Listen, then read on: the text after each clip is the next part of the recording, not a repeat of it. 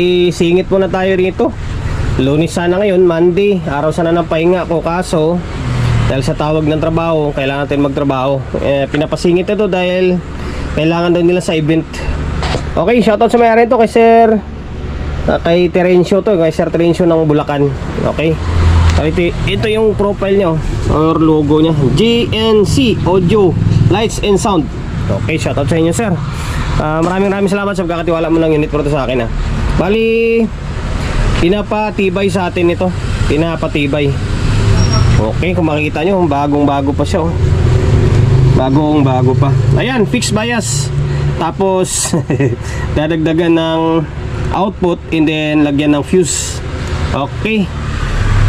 Umay na yung mga nanonood sa atin dito sa ganitong klaseng unit.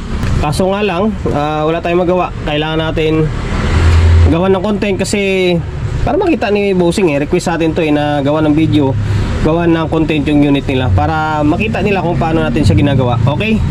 Ngayon, naka-plug in na yun doon. Dito yung bulb ko, may bulb na ako rito, may bulb na ako rito. Kabila na yung bulb natin. Okay? Naka normal mode naman siya, kaso parang pagkakuan ko rito nagpo-protect ito, eh. Tingnan natin ano yung bias niya.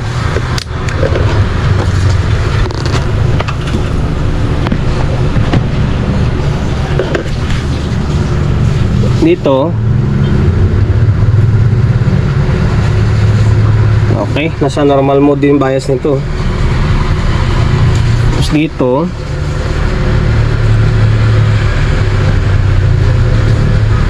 nasa normal mode din, normal mode din.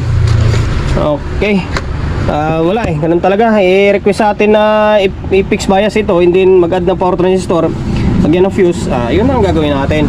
Although good yung kanya, good yung biasing nya. Ngayon, pasadaan natin, baklasin na natin yung dalawang board na yan para mas mabilis yung video natin.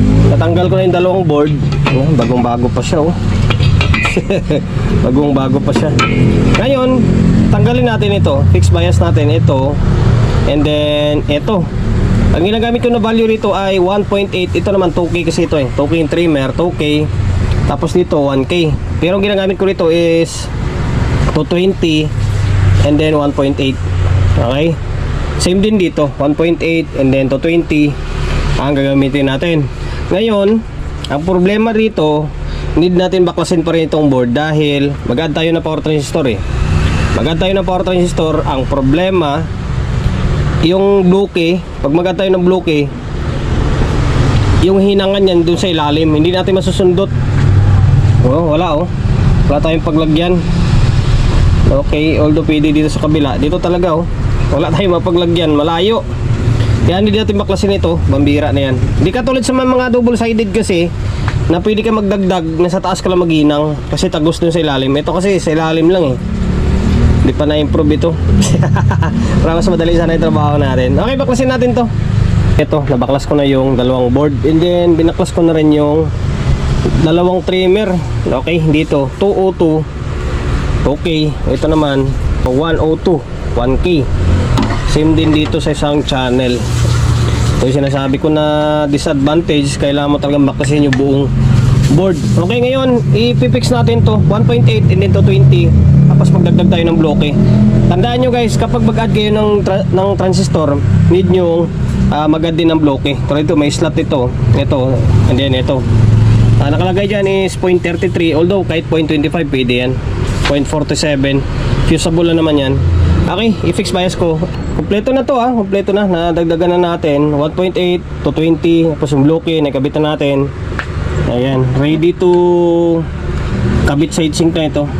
Pauli na lang natin yung pagdagdag ng output kasi kapag dinagdagan mo agad ngayon yan, mamaya hindi mo ma-shoot dun sa may butas ng heatsink yun, Saka na lang, ang importante is itong bloke. Ayan, kompleto na. 1, 2, 3, 4, 5. 1, 2, 3, 4, 5. Ayan, 5 pairs na siya. Inulit natin na 220 ang ginagamit ko rito, tapos 1.8. Pag 220, 1.8. Ngayon, balik na natin sa may heatsink to para makapag-proceed tayo sa dito sa may fuse. Kompleto ko na to. Hindi ko lang pinuputol ko lang kasi para hindi mahaba yung oras natin. Kumbaga idea lang ang binibigay ko dito. Kompleto na. Ayun 5 pairs na ito. 1, 2, 3, 4, 5. 1, 2, 3, 4, 5. Ganun din sa may kabilang channel. 1, 2, 3, 4, 5. Tapos 2SC 5200 and then A1943. Tapos yung bloke 1, 2, 3, 4, 5. Okay, ayan na. Kompleto na. Wala na tayong gagalawin niya sa may board. Except lang dito. Ito pinalitan natin to. And then ito. Ayan, kompleto na. Ready to balik na ito. Ngayon, bago ko ibalik ito, o bago natin testing, pasadahan ko muna to dito. Maglagay muna tayo ng fuse dito. Okay? Naglagay na ako ng fuse. Ito na yung fuse box na ginagamit natin ngayon. Hindi na siya yung tulad ng yung clear or acrylic. Ito, itim na ito. Ayan, ito siya. Tapos ipitin yung fuse dito. And then kung saan ako nagpuputol o naglalagay dito, yung line na to, dito tayo maglalagay. Tapos pagkatapos nito puputulin to. Yan magiging selving fuse line natin. Putulin to dito. Ito negative side, ito naman positive side. Yan, dito sa may kabilang side dito. Ayan, tapos puputulin din to mamaya. Puputulin ko ito. Okay. Ito magiging labasan niya. Tapos kung ano yung fuse na ginagamit ko rito, anong value, 15 ampere. 15 ampere ang nilalagay ko rito. Okay, small na 15 ampere. Ayun, ibabalik ko tong diode. And then ito pala guys, bago kayo maglagay dyan, kailangan angat mo tong diode. Kasi diode dito, hindi ka makapaglagay dyan once na hindi mo inangat itong diode. Ngayon, pagkatapos yan, ibalik mo to, hinangin mo ulit. Okay, hinangin natin to, tapos balik natin. And then testing, ibalik ko na lahat. Ayan, ito board natin. Kailangan na lang ito is tornilyo. Tapos itong power supply naka-fix na. Okay. Ayan. Ngayon, may nakakabit na speaker na ito. May nakakabit na yan. Tapos mayroon ng audio input. Ito, channel 1.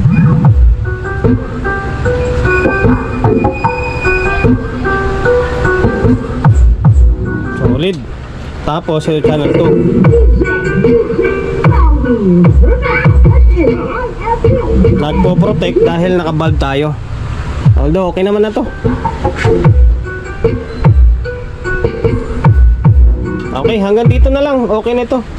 Kay Sir, kay Terencio to, nakalimutan ko yung pilido pangalan basta ito GNC Audio Lights and Sound. Okay na itong Ace na LX20 mo. Ka-fixed bias na. Naka 5 pairs na rin ito. Tapos meron na rin siyang fuse. Okay, maraming salamat sa pagkakatiwala mo ng Unit Pro sa akin And then promotion, bago tayo magtapos, siyempre shop natin, Solid G Electronics Repair Shop, 61 Don Julio Gregorio Street sa Uyo Road sa Uyo, Quezon City. Social media pages natin, kung hindi pa nakapag-follow, paki-follow. And then siyempre paki-share ng video natin sa may Facebook, YouTube channel. Kung hindi pa nakapag-subscribe, paki-subscribe, like, share. And then siyempre paki-hit ng bell button sa gilid para updated ka sa mga susunod na video na i-upload ko. Ingat, God bless, and then peace atin lahat.